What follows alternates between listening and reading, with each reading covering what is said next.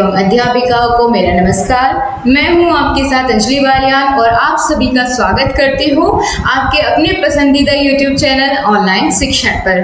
तो चलिए दोस्तों, जल्दी से तैयार हो जाइए। आज हम हिंदी का मॉक टेस्ट लगाने वाले हैं और देखते हैं कौन कितना सही कर पाता है। तो दोस्तों, आज हम DLED सेकेंड सेमेस्टर हिंदी के कुछ महत्वपूर्ण बहुविकल्पीय प्रश्नों को एकत्रित करके लाए हैं और आप सभी अपनी तैयारी जान सकते हैं, देख सकते हैं कितना आप सही कर पाते हैं और कितना आप प्रिपेयर हो चुके हैं अपने एग्जाम के लिए। ठीक है, इनमें ज़्यादातर क्वेश्चंस वही होंगे जो कि प्रीवियस ईयर पेपर्स में रिपीटेड हुए हैं। ठीक है, रिपीट हुए हैं, उन्हीं को सोल्व करते हुए हम आगे बढ़ेंगे और देखेंगे कि कितने अच्छे क्वेश्चंस आपके लिए आज के सेशन में रखे गए हैं, जो कि ना सिर्फ आपकी मल्टीपल या बहुविकल्पीय प्रश्नों को करने में मदद करेंगे, साथ ही साथ उनसे आप वेरी शॉर्ट क्वेश्चंस भी बना पाएंगे।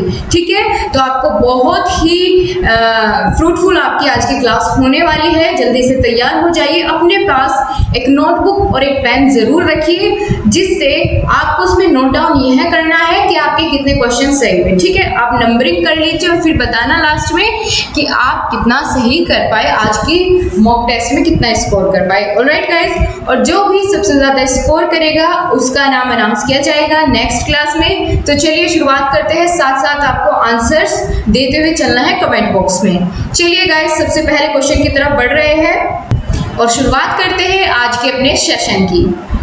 चलिए शुरुआत करते हैं। पहला क्वेश्चन आपके सामने बिल्कुल आ चुका है, आप सभी तैयार हैं? गुड इवनिंग एवरीवन, बहुत अच्छे। चलिए शुरुआत करते हैं। यहाँ पर सबसे पहला क्वेश्चन आपके सामने है, वाचन द्वारा अधिगम किस प्रकार प्राप्त की जा सकती है? वाचन द्वारा अधिगम को प्राप्त करने की बात की जा रही है। अधिगम क्या होता है? अधिगम होता है लर्निंग, यानी सीखना। ठीक है, तो अगर हम वाचन के द्वारा किस तरीके से हम सीख सकते हैं, सबसे पहला ऑप्शन है, एक एक करके इनको एलिमिनेट करते हुए चलेंगे और देखेंगे कि हमारा कौन सा ऑप्शन सबसे सही होगा। पहला क्या दिया गया है? सुनकर। तो क्या हम किसी की बात को सुनकर कुछ सीख सकते हैं? बिल्कुल सीख सकते हैं। अगला ऑप्शन क्या है? स्वयं बोलकर। हाँ बिल्कुल, अगर हम किसी बात को दोहराते हैं तो भी हम उस चीज को, या फिर अगर मान लिया हमें किसी वर्ड का प्रोनाउंसिएशन करने में गलतियां हो रही है तो हम उसका बार बार अभ्यास करेंगे तो भी हम उसे सीख सकते हैं, वो भी तो अधिगम होगा। और ऑप्शन नंबर से क्या है? पढ़कर। हाँ जी बिल्कुल, पढ़कर भी हम कर सकते हैं अधिगम की प्राप्ति। ठीक है, वाचन के द्वारा। तो यहाँ पर इसी वजह से इसका ऑप्शन नंबर डी यानी द बिल्कुल सही हो जाएगा। उपरोक्त सभी हम सुनकर, बोलकर और पढ़कर तीनों तरीके से हम सीख सकते हैं। ठीक है, अगले क्वेश्चन की तरफ चल रहे हैं। यहाँ पर आपसे पूछा गया है, वाचन की आवश्यकता होती है। तो यहाँ पर आपको यही बताना है कि वाचन की आवश्यकता क्यों पड़ती है। वाचन क्या होता है? वाचन होता है बोलना। ठीक है, किसी चीज को दोहराना या बोलना। तो यहाँ पर आपसे पूछा गया है कि वाचन की आवश्यकता ही क्या है। पहला है महापुरुषों की जानकारी तथा उनके विचारों को पढ़ना। बिल्कुल ये भी हो सकता है। आगे बढ़ते हैं, अवकाश के क्षणों का सदुपयोग करने हेतु रचनाओं को पढ़ना। अगला है, रचनाओं को पढ़कर व अन्य लोगों को सुनकर। वाचन की आवश्यकता होती है इन सभी में, तो इसीलिए इसका ऑप्शन नंबर डी हो जाएगा। ठीक है, वाचन की आवश्यकता इन सभी पॉइंट्स में पड़ती है, इसीलिए इसका उपयुक्त आंसर बिल्कुल सही हो जाएगा। आगे बढ़ते हैं अगले क्वेश्चन की तरफ। यहाँ आपसे पूछ लिया गया है वाचन का महत्व। 3-4 क्वेश्चन दोस्तों वाचन से संबंधित है और आपको वाचन के बारे में यहाँ से फुल टू नॉलेज मिल जाएगी एक साथ में ही। अगर आपसे फिर पूछ लिया जाता है वेरी शॉर्ट में तो आप बता पाएंगे अति लघु में भी। ठीक है, और साथ साथ गाइस आंसर देते हुए चलिए देखते हैं कौन सबसे ज्यादा क्वेश्चन आज सही करने वाला है। तो आपको बताना है अगले क्वेश्चन में वाचन का महत्व। वाचन एकाकी हो सकता है, क्या ये इसका महत्व है? और अगला है, वाचन सामूहिक हो सकता है, यानी 2 या 2 से अधिक लोग आपस में बैठकर बातें कर सकते हैं, अकेला भी कर सकता है कोई। ठीक है, अशिक्षित व्यक्तियों को वाचन द्वारा शिक्षित किया जा सकता है, ये भी बात सही है, कर सकते हैं। तो इसीलिए इसका ऑप्शन नंबर डी बिल्कुल सही हो जाएगा। दोस्तों, अकेले भी हम किसी चीज को पढ़कर उसको दोहरा सकते हैं या फिर समूह में भी हम बातचीत कर सकते हैं, वाचन कर सकते हैं। ठीक है, आगे बात करते हैं श्लोक का या फिर किसी भी ऐसे पॉइंट्स का, किसी कविता का। और आगे बात की गई है अशिक्षित व्यक्तियों को वाचन द्वारा शिक्षित किया जा सकता है, तो यह भी बात बिल्कुल सही सटीक है। तो इसीलिए इसका ऑप्शन नंबर डी बिल्कुल सही हो जाएगा। अगला क्वेश्चन क्या पूछता है कि अनुकरण वाचन का उद्देश्य नहीं है। अनुकरण मतलब दोहराना, रिपीटेशन, ठीक है। अगर मान लिया कोई अध्यापक किसी वाक्य का वाचन करता है तो उसके जो पढ़ने वाले छात्र है, विद्यार्थी है, वह अध्यापक की कही गई बात को क्या करते हैं, दोहराते हैं, ठीक है, स्वयं बोलते हैं। तो वह हो जाता है अनुकरण वाचन, जब उसके पीछे पीछे दोहराते हैं। तो पूछा गया है शुद्ध वाचन का अभ्यास कराना, क्या इसका उद्देश्य नहीं पूछा गया है। यहाँ पर आप ध्यान दीजिएगा, नहीं तो क्वेश्चन गलत हो जाएगा। यहाँ पूछा गया है उद्देश्य नहीं है, ठीक है। तो जो नहीं है वही हमें चुनना है, यानी गलत ऑप्शन इनमें से चुनना है हमें। शुद्ध वाचन का अभ्यास कराना ये इसका उद्देश्य होता है, लेकिन हमें चुनना नहीं होता है। लिखकर समझाना, क्या यह हो सकता है अनुकरण वाचन का? बिल्कुल नहीं, इसमें तो बोलना होता है, लिखने की तो बात कहीं से आ ही नहीं सकती। फिर भी आगे बढ़ते हैं। विराम चिन्हों आदि का ज्ञान कराना, हाँ ये हो सकता है सही। वाचन कुरीतियों को समझना और समझाना, यह भी सही है। तो इसका दोस्तों ऑप्शन नंबर ब बिल्कुल सही हो जाएगा, ठीक है। ऑप्शन नंबर ब बिल्कुल सही हो जाएगा, यानी यही एक ऐसा पॉइंट है जो कि उद्देश्य नहीं है अनुकरण वाचन का। ऑलराइट, लिखकर समझाना अनुकरण वाचन का उद्देश्य नहीं होता है, वहां तो बोलकर समझाया जाता है। इसी तरीके से अगले क्वेश्चन की तरफ बढ़ते हैं। अशुद्ध उच्चारण का कारण, तो कौन कौन से कारण हैं अशुद्ध उच्चारण के? जीभ में कमी, या तोतलापन, या हकलाहट, या आत्मविश्वास में कमी। बताइए आप कौन सा हो सकता है? दोस्तों ये तो उच्चारण का कारण पूछा गया है, अशुद्ध उच्चारण का। तो ये तो फिजिकली कुछ प्रॉब्लम हो जाती है, वो बात अलग है। हकलाहट भी थोड़ा अलग है, बोलेगा तो शुद्ध लेकिन थोड़ा हकला कर बोलेगा, तो इसमें हम नहीं मान सकते। आत्मविश्वास की कमी, यह भी इसका प्रॉपर आंसर नहीं होगा। तो तोतलापन, ठीक है, कोई बा को दा बोल दे, ठीक है, शाह को माँ बोले, तो कुछ भी उस चीज से अगर तोतलापन है, उसी वर्ड का सही से कोई उच्चारण नहीं कर पाता है, तो वहां पर अशुद्ध उच्चारण उसका हो जाता है। अगले क्वेश्चन की तरफ बढ़ते हैं। व्यक्तिगत अनौपचारिक पत्र के समापन में किस शब्द का प्रयोग किया जाता है? आपको दोस्तों औपचारिक अनौपचारिक पत्रों के बारे में मैंने एक बार बताया था, लेकिन आपको पत्र लिखना तो शायद इस बार नहीं है, क्योंकि हम देखेंगे आपका सिलेबस आगे तक। तो यहाँ पर फिलहाल हम क्वेश्चन पर रहते हैं। बात की गई है कि जो अनौपचारिक या व्यक्तिगत पत्र होते हैं, इनफॉर्मल लेटर्स होते हैं, उनके जो लास्ट होते जो हम आखिर में लिखते हैं, तो उनमें से किस वर्ड का यूज करते हैं? भव्य, निवेदक, या आपका आज्ञाकारी, या फिर विनीत। तो यहाँ पर आप बताइए अनौपचारिक पत्र में हम इसमें से किसका प्रयोग करते हैं? दोस्तों इसका ऑप्शन नंबर डी बिल्कुल सही हो जाएगा, विनीत, ठीक है। यहाँ पर यानी आपका प्रिय विनीत, विनीत भी हम इस चीज को बोल सकते हैं। तो ये लास्ट में हम इसी का यूज करते हैं। अगर बात करें निवेदक, भव्य, आपका अधिकारी, तो ये फॉर्मल लेटर्स यानी औपचारिक पत्रों में इनको प्रयोग किया जाता है, ठीक है। इन सभी को क्या किया जाता है? औपचारिक पत्रों में इनका प्रयोग किया जाता है। लेकिन जो विनीत है, इसका प्रयोग हम अनौपचारिक पत्रों को लिखते समय करते हैं, ठीक है। और जो ये होता है आपका आज्ञाकारी, शिष्य, ये तो अपने गुरुओं के लिए लिखते हैं, तो यह इसका गलत हो जाएगा। विनीत बिल्कुल सही ऑप्शन यहाँ पर हो जाएगा। आगे बढ़ते हैं। अगला क्वेश्चन आपके सामने है। किसी कार्यालयीय पत्र को प्राप्त करते समय किस आदर सूचक शब्द का प्रयोग किया जाता है? अगर हम कार्यालयीय पत्र को प्रारंभ करते हैं लिखना, तब किसका प्रयोग किया जाता है? ठीक है, चलिए बताइए, देखते हैं कौन बता पाता है। प्रिय महोदय, या पूजनीय, या मित्रवर, या माननीय महोदय। यहाँ पर बात की गई है कार्यालयीय पत्र की, ठीक है। तो कार्यालय में कौन पत्र लिखता है? या तो कोई आप कह सकते हैं कि सहकर्मी लिखता है, एक सहकर्मी दूसरे सहकर्मी को, ठीक है। जो भी वहां पर कार्यालय में काम करते हैं आपस में ही तो पत्र लिखेंगे वे, क्योंकि कार्यालय पत्र है, ठीक है। तो वे आपस में क्या लिखेंगे, माननीय महोदय लिखेंगे, माननीय महोदय। ना तो प्रिय का यूज नहीं करेंगे, क्योंकि प्रिय लगते ही तो वो जो है अनौपचारिक में आ जाता है। पूजनीय भी नहीं लिख सकते, क्योंकि अपने से बड़ों के लिए लिखा जाता है पूजनीय। मित्र पर भी हम नहीं लिख सकते, क्योंकि अनौपचारिक में आ जाता है। तो कार्यालय पत्र है तो हमें यहाँ लिखना होगा माननीय महोदय। इसके बाद फिर अपनी बातों को शुरू करना होगा। अगला क्वेश्चन है, निम्न विकल्पों में से सकर्मक क्रिया का चयन कीजिए। इनमें से आपको बतानी है सकर्मक क्रिया कौन सी है, यानी किसमें कर्म हुआ है, वो आपको यहाँ पर ढूंढना है। लेटना, क्या लेटने में कोई कर्म होता है?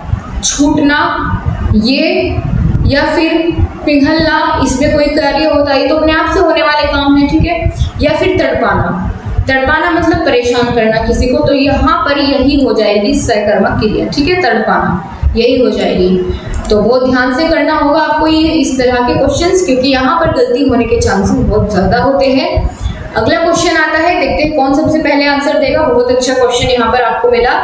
हरि राम को पीट रहा है, इसमें रेखांकित शब्द में कारक बताना है। को, यहाँ पर आपसे कारक पूछा गया है, तो चलिए अपना टेबल शुरू करते हैं। कर्ता ने कर्म को, तो बात की गई है कर्म को, कर्म के साथ आएगा को, तो यही हो जाएगा इसमें कर्म कारक। ऑलराइट गाइस, अगला क्वेश्चन है, वह कौन सा संबंध है जो प्राय बहुवचन में प्रयुक्त होता है?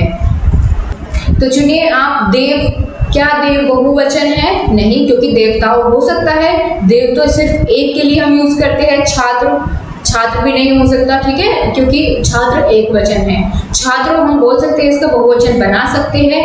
आगे बात करने में नक्षत्र, तो यह भी एक वचन है। लेकिन प्राण, प्राण कैसा शब्द है? प्राण हो जाता है दोस्तों जो हमेशा बहुवचन के लिए प्रयोग किया जाता है, प्राण का, ठीक है। हमेशा ही इसका बहुवचन में प्रयोग किया जाता है प्राण का, क्योंकि आप देखिए किसी सेंटेंस को बना करके देखिए कि उसके प्राण उड़ गए, ठीक है, उसके प्राण पखेरु उड़ गए। इस तरीके का कोई आप सेंटेंस अपने आप से बनाकर देखिए, तो आप ये नहीं बोले कि उसका प्राण उड़ गया या उसके प्राण उड़ गया, ऐसे तो कभी नहीं प्रोनाउंसिएशन करेंगे सेंटेंस का। तो आप क्या बोलेंगे कि उसके प्राण उड़ गए, ठीक है, उसके प्राण पखेरु उड़ गए। तो गए यूज कर रहे हैं इसके साथ, तो क्या है, बहुवचन की तरह हम इसको ट्रीट कर रहे हैं। तो ये प्राय क्या होता है, बहुवचन के लिए ही इसका प्रयोग किया जाता है, ठीक है। तो ये आपको याद रखना है, बहुत पूछा जाता है क्वेश्चन और बहुत अच्छा क्वेश्चन है।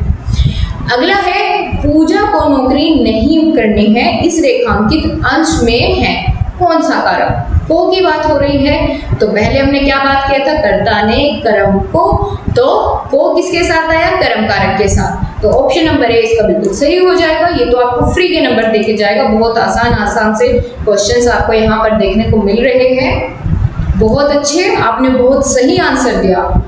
अगला क्वेश्चन है, किस वाक्य में परिमाणवाचक विशेषण है? परिमाणवाचक की बात की जा रही है, तो देखते हैं कहां पर है। आगे है, खेल का मैदान लंबा है, क्या यह परिमाणवाचक है? आगे है, पंकज अच्छा गायक है, बिल्कुल नहीं। मैं सफेद कमीज नहीं पहनता, यह भी परिमाणवाचक नहीं है, ठीक है। आगे बात है, इस बार बारिश में बहुत ओले गिरे, तो यहाँ पर आप नोटिस करिए एक वर्ड आया है बहुत, तो ये क्या दर्शाता है, ये दर्शाता है परिमाण, यानी कितने कितने कितने कितने ओले गिरे, बहुत ज्यादा, ठीक है, ज्यादा दर्शा रहा है बहुत को, या फिर कम कह सकते थे यहाँ पर। तो ये किस चीज को डिनोट कर रहा है, परिमाणवाचक विशेषण को डिनोट कर रहा है कि ओले गिरे लेकिन ज्यादा गिरे, बहुत गिरे, ठीक है, बहुत ओले गिरे। तो इस तरीके से इसका ऑप्शन नंबर ड बिल्कुल सही माना जाएगा। अगले क्वेश्चन की तरफ बढ़ते हैं, निम्नलिखित में से किस शब्द का एक पर्याय पुल्लिंग है? अब बताइए, आप देखते हैं कौन बता पाएगा, इसका बताना है आपको। पुल्लिंग है, गाय हमारी माता है, तो क्या ये पुल्लिंग होगा? बिल्कुल नहीं, स्त्रीलिंग होगा। आगे बात की गई है ग्रंथ, ठीक है, यहाँ पर पर्याय बात की गई है दोस्तों, पर्याय पुल्लिंग। तो ये क्वेश्चन का आंसर आपको करना है। अगले क्वेश्चन की तरफ हम बढ़ते हैं, मगरमच्छ का स्त्रीलिंग है क्या? मगरमच्छी या मगरमच्छवी या मगरमच्छानी या फिर मादा मगरमच्छ? तो बिल्कुल सही, पढ़ने में ही सही लग रहा है, तो यही इसका ऑप्शन बिल्कुल सही हो जाएगा। इसको हम क्या लिखेंगे, मादा मगरमच्छ। ठीक है। मगरमच्छ की स्त्रीलिंग क्या होगी? मादा मगरमच्छ। वर्षा शब्द का उचित बहुवचन चुनिए। वर्षा का उचित बहुवचन हमको चुनना है। तो वर्षा अपने आप में बहुवचन है, ठीक है। इसका बहुवचन आप कैसे बनाएंगे? वर्षाएं, बहुत सारी वर्षाएं हुई, क्या आप ऐसे बोलेंगे? बिल्कुल नहीं। वर्षाओं यह भी नहीं बोल सकते। वर्षागण ये तो बिल्कुल ही गलत हो जाता है। तो इसका ऑप्शन नंबर सी बिल्कुल सही है, से वर्षा। वर्षा अपने आप में ही क्या है? बहुवचन है। अगला क्वेश्चन है, ये आम उसके लिए है। इस वाक्य में रेखांकित अंश है उसके क्या डिनोट कर रहा है? अन्य पुरुष एक वचन संप्रदान, या फिर मध्यम पुरुष बहुवचन संप्रदान, या उत्तम पुरुष एक वचन अपादान, या फिर मध्यम पुरुष एक वचन संप्रदान। तो आपको दोस्तों उसके में ढूंढना है आपको ये सारी चीजें, ठीक है। ये सभी चीजें अप्लाई होनी चाहिए उसके में, ठीक है। सबसे पहले हम एक काम करते हैं, इसमें देख लेते हैं कारक, ठीक है। उससे क्या होगा, हम इसको एलिमिनेट कर पाएंगे आधे ऑप्शंस को। उसके के किसके साथ आता है? कर्ता ने कर्म को करण से संप्रदान के लिए, ठीक है। के लिए किसके साथ आता है? के लिए संप्रदान के लिए। तो संप्रदान किस किस में है? इसमें भी है, इसमें भी हो जाता है, इसमें भी है, इसमें नहीं है। तो ये तो ऑप्शन इसका एलिमिनेट हो जाता है यहाँ पर। अब बात की गई है कि उसके, ठीक है। ये आम उसके में आपको बताना है एक वचन है या बहुवचन है, ये आपको फैसला करना होगा कि उसके इसमें एक वचन है या बहुवचन है। तो दोस्तों ये एक वचन है उसके, तो इसलिए यहाँ पर ये वाला ऑप्शन भी गलत हो जाएगा क्योंकि यहाँ पर बहुवचन की बात की जा रही है। अब हमें इन दोनों में से एक चुनना होगा। उसके क्या अन्य पुरुष है या फिर मध्यम पुरुष है, ठीक है। सबसे पहले तो आपको पता होना चाहिए कि प्रथम पुरुष जानिए सबसे पहले क्या होता है, या उत्तम पुरुष जिसे हम कह सकते हैं। उत्तम पुरुष या प्रथम पुरुष की बात करें तो हो जाता है मैं, ठीक है, मैं मेरा इस तरीके से। और जो मध्यम पुरुष की अगर बात करें तो वहां आ जाते हैं तुम, तुमको, इस तरह के वर्ड यूज करते हैं हम। लेकिन जब हम किसी तीसरे के लिए यूज करते हैं तो वह क्या यूज करते हैं? अन्य पुरुष, ठीक है। ना तो प्रथम ना ही मध्य, वहां यूज करते हैं हम अन्य पुरुष का उसके लिए, ठीक है, उसको। तो ये इसका बिल्कुल सही हो जाएगा, अन्य पुरुष एक वचन संप्रदान कारक, ठीक है। कर पाए आप इसे बहुत अच्छे से? चलिए आगे बढ़ते हैं। अगला क्वेश्चन है, उत्तम बहुवचन संबंध कारक है किसका? तुम्हारा, उसका, मेरा या फिर हमारा। तो सबसे पहले तो आप इसमें कारक ढूंढ लीजिए क्योंकि हमें इसमें यह भी देखना है कि ये बहुवचन है या नहीं, ठीक है। आपको इसमें यह भी देखना है कि संबंध कारक है या नहीं, और उत्तम पुरुष है या नहीं। उत्तम पुरुष क्या होता है? जिसमें अपने से रिलेटेड बात की गई हो, ठीक है। तो यहाँ पर किस किस में ऐसी बात की गई है? सबसे पहले वही चुन लेते हैं और बाकी को एलिमिनेट कर देते हैं। तुम्हारा ये तो हो जाता है मध्यम पुरुष, उसका हो जाता है अन्य पुरुष। तो दो ऑप्शन तो हमारे यहाँ पर एलिमिनेट हो जाते हैं। बात करें मेरा और हमारा, ये दोनों ही क्या है? उत्तम पुरुष है। तो अब हमें चुनना है एक चीज हमारी सेटिस्फाई होगी, ठीक है। एक चीज हमने ढूंढ लिया है। अब बात करते हैं बहुवचन। बहुवचन क्या मेरा बहुवचन है? बिल्कुल नहीं, ये तो नहीं है। तो फिर बहुवचन क्या होगा? हमारा, ठीक है, हमारा। और हमारा क्या है? एक संबंध कारक भी है। तो इसका ऑप्शन नंबर द बिल्कुल सही हो जाएगा। कर पा रहे हैं आप? Very good. अगला क्वेश्चन है, द ध्वनि है कौन सी? तालव्य, दंत्य, ओष्ठ्य या फिर कंठ्य। तो दोस्तों आप इसका उच्चारण करके देखिए, द। तो क्या हो रहा है? आपकी जीवा आपके दंत को टच कर रही है, ठीक है ना। आपकी जीभ जो है वो आपके दांत को टच करती है जब भी आप द बोलते हैं। बोल कर देखिए एक बार, द, है ना, कर रही है ना। तो ये क्या होता है? यह द ध्वनि उच्चारित होती है दांतों की वजह से। तो इसे हम क्या बोलेंगे? दंत्य, ठीक है। इसका यही ऑप्शन बिल्कुल सही हो जाएगा। दोस्तों जब भी इस तरीके के आपसे कुछ पूछ लिया जाता है तो आप उसको उच्चारण करके जरूर देखा करें, आपको पता चल जाएगा, ठीक है, रटना नहीं है। अगला क्वेश्चन है, बेखौफ शब्द में बे उपसर्ग जुड़ा है किससे? उर्दू, फारसी, हिंदी, अंग्रेजी। तो दोस्तों बे जुड़ा है फारसी शब्द से, ठीक है। फारसी का शब्द है बेखौफ। जो बे लिया गया है उपसर्ग बे, तो ये कहाँ से लिया गया है? फारसी। अगला क्वेश्चन है सत्य बोलने वाला वाक्यांश का एक शब्द होता है। जो सदा सत्य बोले उसको क्या कहेंगे? उसे कहेंगे क्या सदाचारी या सर्वव्यापी या सत्यवादी या सर्वज्ञ। तो सत्य बोलने वाले को कहेंगे हम सत्यवादी। जब भी तो कहते हैं सत्यवादी हरिश्चंद्र, ठीक है, क्योंकि वो सदा सत्य बोलते थे वो राजा, तो उसे क्या कहा गया? सत्यवादी हरिश्चंद्र। तो सदा सत्य बोलने वाले को क्या कहते हैं? सत्यवादी कहते हैं। अगला क्वेश्चन है मधुरता शब्द में प्रत्यय है। इसके लिए आपको पहले पता होना चाहिए कि प्रत्यय किसे कहते हैं। प्रत्यय दोस्तों वह होता है जो किसी भी शब्द के अंत में जोड़ देता है, जिसे किसी भी शब्द के अंत में जोड़ दिया जाता है। जैसे कि अगर इसमें मूल शब्द देखा जाए तो मधुर है, मधुर में अगर हम ता जोड़ देते हैं तो क्या बन जाता है? मधुरता। ठीक है, तो हमने ता जोड़ा, कहाँ जोड़ा? किसी भी मूल शब्द के शुरुआत में या फिर अंत में, तो हमने अंत में जोड़ा। ठीक है, ता, तो जो भी अंत में जोड़ा जाता है वह हो जाता है प्रत्यय। तो हमारे क्वेश्चन में यही पूछा गया है मधुरता शब्द में प्रत्यय है, तो क्या है? ता है। अभी तो हमने देखा क्या है। ठीक है, सही बात आई समझ में। चलिए अगले क्वेश्चन की तरफ बढ़ते हैं और फटाफट से पूरा करते हैं आज के सभी क्वेश्चंस को। इनमें से कौन सी ध्वनि अंतस्थ नहीं है? दोस्तों इन चारों में से आपको चुनना है कि कौन सी अंतस्थ ध्वनि नहीं है। आप जानते होंगे अंतस्थ व्यंजन कौन कौन से होते हैं? 4 होते हैं, य, र, ल, व। आपको ये याद होने चाहिए। ठीक है, य, र, ल, व। तो य भी है इसमें, र भी है, ल भी है, लेकिन व की जगह यहाँ पर क्या लिख दिया इन्होंने? व। तो यही इसका गलत हो जाएगा। ठीक है, यही ऑप्शन। इन्होंने यही तो पूछा था कि कौन सी नहीं है, हमें नाम वाली चुननी थी, तो यही है ब। इसकी जगह अगर व हो जाता तो ये सभी के सभी अंतस्थ व्यंजन हो जाते, या, र, ल, व। ठीक है, अगले क्वेश्चन की तरफ बढ़ते हैं। बच्चों को कहानी सुनाते समय बीच बीच में उनकी कल्पना शक्ति को जागृत करने के लिए पूछना चाहिए। क्या वर्णनात्मक प्रश्न या विकासात्मक प्रश्न या व्याख्यात्मक या विश्लेषणात्मक? तो यहाँ पूछना चाहिए जब भी हम किसी बच्चे को कहानी सुनाते हैं उसकी कल्पना शक्ति को जागृत करने के लिए हमें विकासात्मक प्रश्न पूछने चाहिए। अब चलते हैं और अगले क्वेश्चन की तरफ देखते हैं। सभी क्वेश्चन यहाँ पर दोस्तों रिपीटेड आ रहे हैं 2016 के। यहाँ पर पूछ लिया गया है जो बहुत अधिक बोलता हो वाक्यांश में प्रयुक्त होने वाला एक शब्द कौन सा है इनमें से? ठीक है, जो बहुत अधिक बोलता है उसको हम क्या कहते हैं? उसे हम कहते हैं वाचाल, जो बहुत अधिक बोलता हो। ठीक है, अगला क्वेश्चन है जागृत शब्द का विलोम है। तो जागृत का विलोम शब्द हो जाता है सुषुप्त। बिल्कुल सही है, जागृत का क्या हो जाएगा? सुषुप्त। ठीक है, ये आपको याद करना होगा, बहुत इंपॉर्टेंट है और आया हुआ आपके एग्जाम में। अगला क्वेश्चन है सजग शब्द का पर्याय नहीं है। आपको बताना है सजग शब्द का पर्यायवाची इनमें से कौन सा नहीं है। चौकस ये होगा।